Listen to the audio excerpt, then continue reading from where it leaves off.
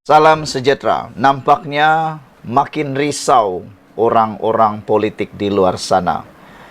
Apabila mainan naratif baru berkaitan dengan kononnya wujud perbincangan antara PAS dan UMNO. Sebenarnya itu semua fitnah, kata Zahid Hamidi. Walau bagaimanapun, fitnah-fitnah pun ianya tetap membuat orang panas buntut.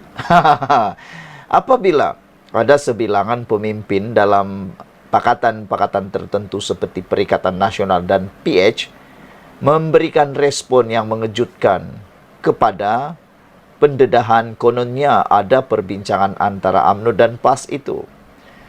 Kalau kemarin Fahmi Fadzil kata, yang patut risau ialah parti bersatu dengan adanya dakwaan perbincangan antara UMNO dan Barisan Nasional. Kata Fahmi Fadzil, dia kata, bersatu harus risau sebab kalau betul lah UMNO dan PAS mau hidupkan semula muafakat nasional, yang akan terjejas itu bukan kerajaan, tapi bersatu. Bersatu nak pergi mana lagi, kata Fahmi Fadzil. Lagi pula, kalau tiga parti ini dalam satu kedudukan, parti PAS, Bersatu dan UMNO, saya pun tak tahulah macam mana mereka nak membagi-bagi kerusi nanti. Silap-silap hari bulan, Bersatu tak dapat lebih daripada 10 kerusi. Atau UMNO tak dapat 10 kerusi. Atau akhirnya berpecah belah. Kata Fahmi Fadzil, yang risau itu sepatutnya parti Bersatu.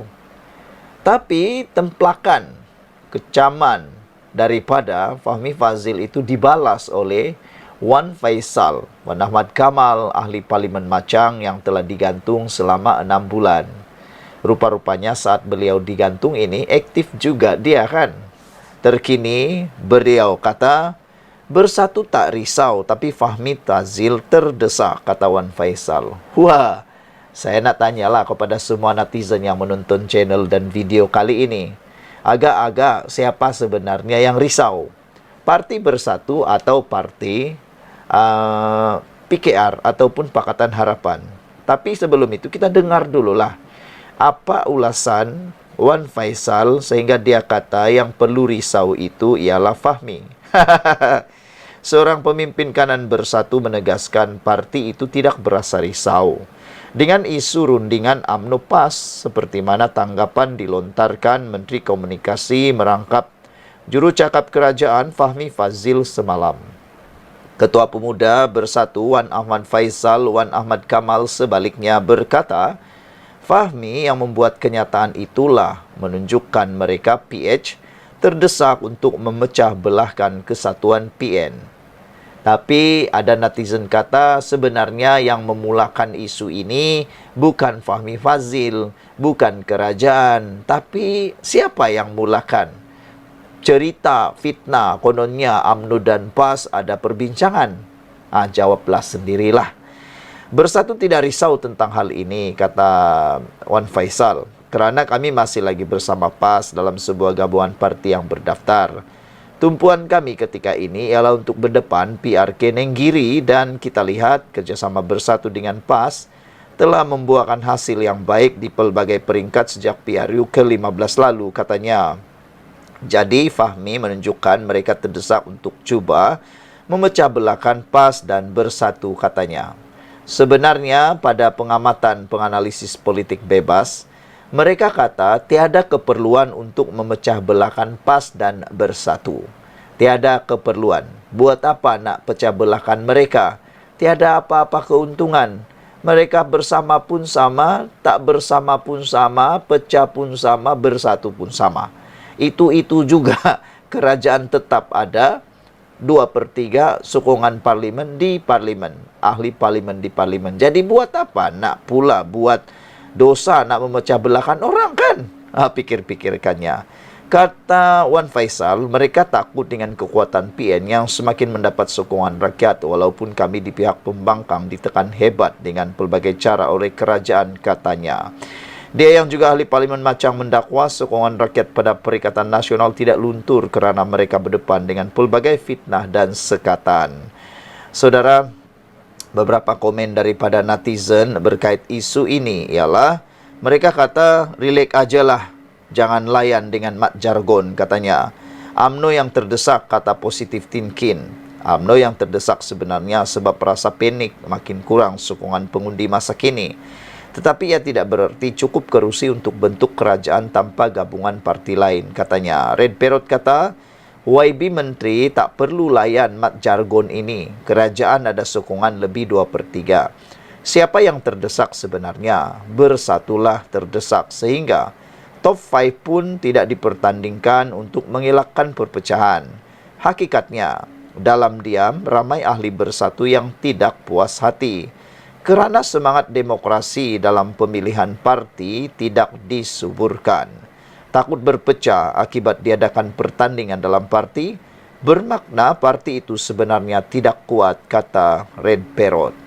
Sekian dulu untuk kali ini, ikuti terus ulasan selepas ini. Salam sejahtera, terima kasih karena bersama dengan saya di Nazilin Unity Channel. Ini keadaan terkini Menteri Besar Pahang, yaitu Muhammad Datuk Seri Wan Rosdi Wan Ismail. Selepas menjalani pembedahan di IJN, Menteri Besar Pahang maklum keadaan terkini beliau. Menteri Besar Pahang Datuk Seri Wan Rosdi Wan Ismail kini sudah mula bertugas. Selepas menjalani prosedur pembedahan di Institut Jantung Negara IJN pada 7 Jun lepas.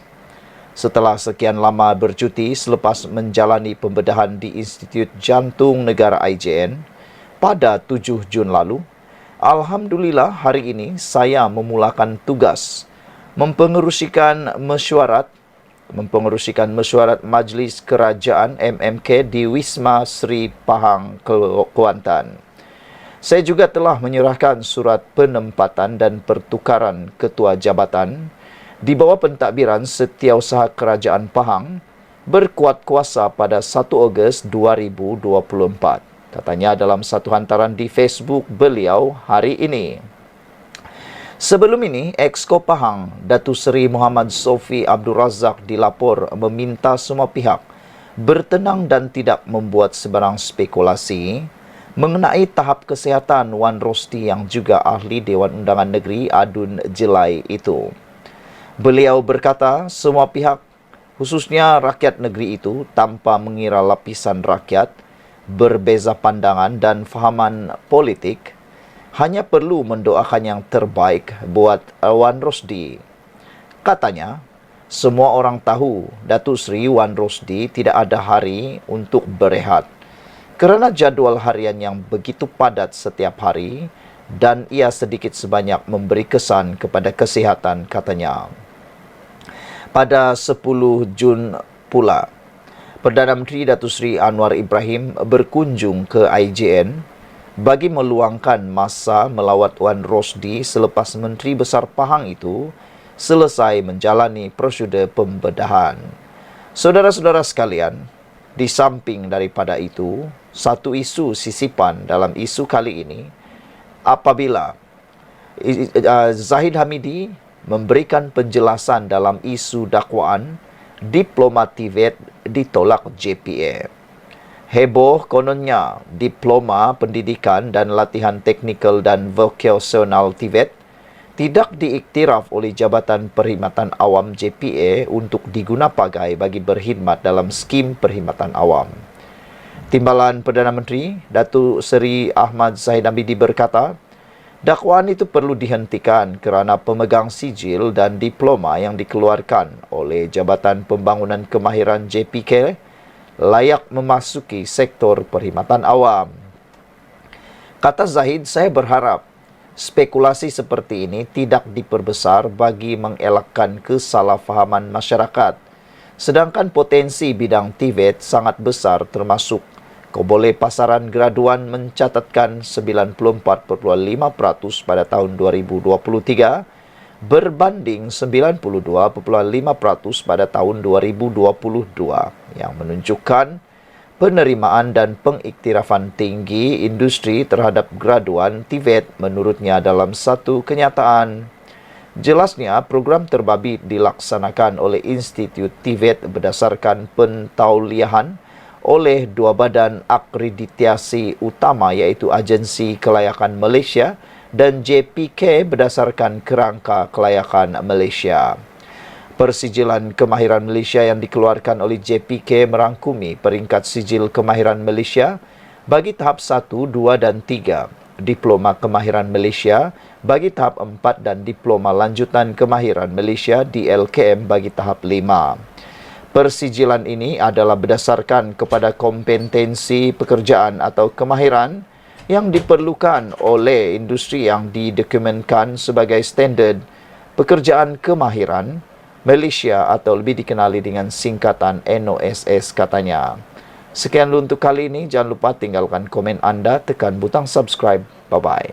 Salam sejahtera. Pasti kali ini membuatkan telinga orang berdarah, bernanah dan mungkin tertanggal terus pindah dari kiri ke kanan, kanan ke kiri lah. Apabila ramai walaun kata, kerajaan sekarang diambang bahaya, kerajaan sekarang dalam bahaya, negara berada di ambang bahaya. Semuanya itu tipu semata-mata, bosku. Semua tu hanya kata-kata naratif yang tiada fakta. Cuba bagi tahu apa faktanya yang anda boleh nyatakan. Tak tahulah. Mungkin kamu jumpa fakta-faktanya, tak apa. Nanti kamu tulis dalam ruangan komen apa fakta-fakta yang kamu dapat yang kononnya negara dalam ambang bahaya. Karena semalam saya lihat di dalam satu paparan video yang dibuat oleh pempengaruh media sosial, beliau kata lihat video ini. Apabila saya tengok dalam satu paparan berita, laporan di Harakah Daily menulis kata laporan itu, negara berada di ambang bahaya. Bila saya tanya, apa pula ambang bahayanya? Sila senaraikan. Kalau boleh, 5 sajalah sebab negara di ambang bahaya. Bila mereka senaraikan, aduh, semuanya memang macam tapi tak betul. Ya, semua yang mereka kata tu sebenarnya naratif semata-mata. Faktanya ialah semuanya itu mungkin separuh benar, boleh kata juga separuh fitnah. Saudara-saudara sekalian, hari ini pula kita dikejutkan dengan satu lagi kejayaan luar biasa negara yang dikata dalam bahaya, dalam ambang musnah dan bagai-bagai macam-macam lah yang mereka kata. Sebenarnya itu semua tak betul. Yang betul ialah Malaysia kini diiktiraf sebagai negara yang aman di bawah Perdana Menteri yang ke-10 dan kini tersenarai sebagai 10 negara paling selamat di dunia. Bayangkan, negara Malaysia yang anda kata buruk itu kepada mereka yang suka cakap negara Malaysia ini dalam keadaan tak aman lah, dalam nak tumbang lah, macam-macam lah. Dengar ini, laporan ini kata negara kita kini tersenarai sebagai 10 negara paling selamat di dunia. Bukan ke-20, bukan ke-30, tapi ke-10. Bayangkan, di bawah pentadbiran Anwar Ibrahim. Inilah yang terbaik. Negara Malaysia mempunyai pelbagai kaum, pelbagai agama, budaya, adat resam bangsa dan sebagainya. Tapi di bawah pentadbiran Anwar Ibrahim, Perdana Menteri Malaysia, beliau berjaya menyatu padukan semula rakyat Malaysia sehingga buktinya kita diiktiraf sebagai 10 negara paling selamat di dunia. Malaysia terus mempamerkan rekod baik di bawah pentadbiran kerajaan Madani apabila menduduki tangga ke-10 negara paling selamat di dunia daripada 163 buah negara. Kedudukan ini menyaksikan Malaysia naik 9 anak tangga berbanding tahun lepas, di mana kita berada di tempat ke-19. Jadi, anak kata apa lagi? Bikin malu sajalah kamu yang menabur fitnah itu. Tolong share video ini supaya mereka tahu bahawa mereka kini melakukan dosa besar, memfitnah kononnya kerajaan sekarang ini tak aman. Tapi kita diiktiraf negara 10 terbaik aman di dunia. Menurut Indeks Keamanan Global GIP 2024, Malaysia berada dalam carta 10 negara terselamat di dunia dan kedua di belakang Singapura mewakili benua Asia. Malaysia sebagai negara membangun mengalahkan negara maju seperti Amerika Syarikat, Rusia, China dan Jepun yang langsung tidak tersenarai dalam 10 negara yang teratas. Berikut dipaparkan 10 negara teratas paling selamat di dunia. Rupa-rupanya di tempat yang ke-10 adalah diberikan kepada Malaysia. Tangga yang ke-9 adalah Slovenia. Tangga yang ke-8 ialah negara Denmark. Dan tangga yang ke-7 pula ialah negara asal Cristiano Ronaldo, iaitu Portugal. Dan di tangga yang ke-6 diberikan kepada Switzerland. Dan di tangga yang ke-5, siapa sangka, negara kecil, negara yang berhampiran paling jiran dengan Malaysia, iaitu Singapura. Manakala di tangga yang keempat adalah negara impian saya untuk pergi melancong tapi tak dapat pergi lagi, iaitu New Zealand. Dan di tempat podium ketiga ialah negara Austria. Dan di tangga yang kedua, siapa lagi kalau bukan negara Ireland.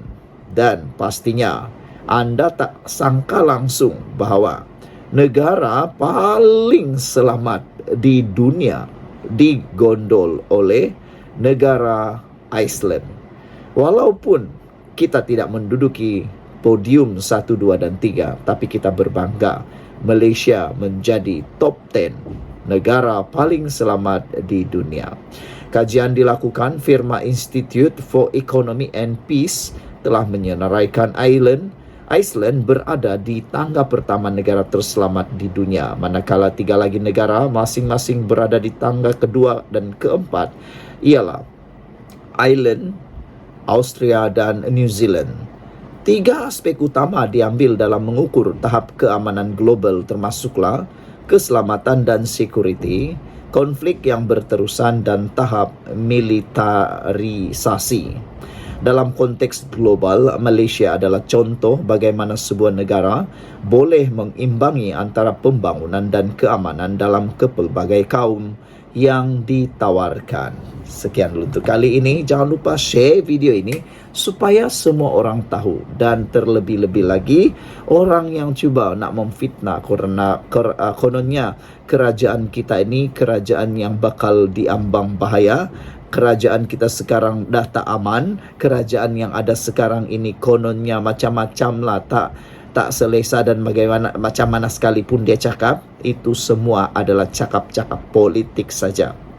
Anda pernah dengar naratif?